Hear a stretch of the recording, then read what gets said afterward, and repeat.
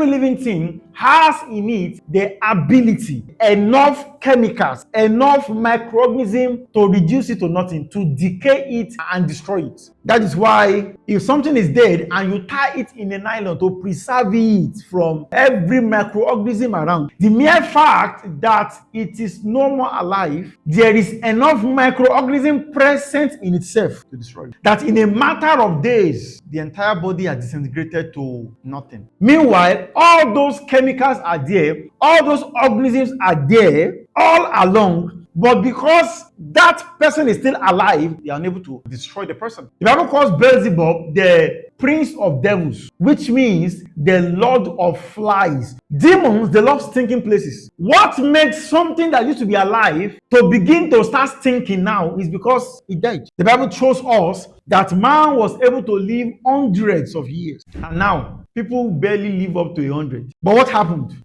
Death happened. And when death happened, all kinds of flies, all kinds of microorganisms, all kinds of maggots, they are attracted to that life. And day by day, we begin to reduce and begin to fall from the glory that God has given us. Man is already caused with death. And because man is now dead, there is no way to keep it from looking alive or fresh if another substance is not introduced to keep it. If you don't introduce something else into the body of that dead organism, microorganism will come in quickly and ensure that there is nothing left of it. So when the Bible says, you are the salt of the earth, first of all, it shows us that the earth is already dead. There is deadness on earth. Death is unleashed. So my first work to you is not even to restore the life on earth, but I want you to just help me to preserve it from falling more to more decay.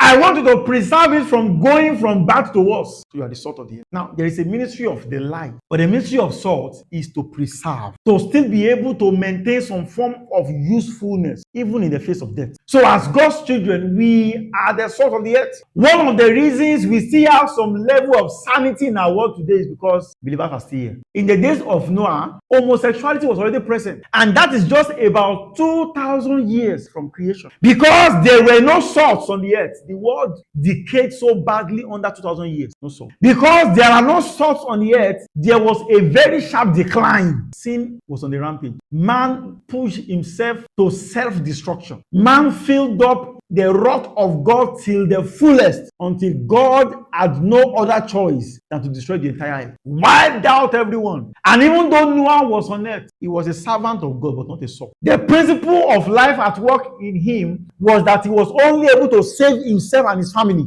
He has zero influence on the people around him. That's not a salt. Several people will be destroyed today if salts do not arise, to at least keep them preserved from destruction, from utter destruction. Keep them alive until the light of the gospel can shine to their life. It's the ministry of salt. Jesus said, you are the salt of the earth. You are the salt of the earth. I have given you an assignment to preserve the world from falling to decay.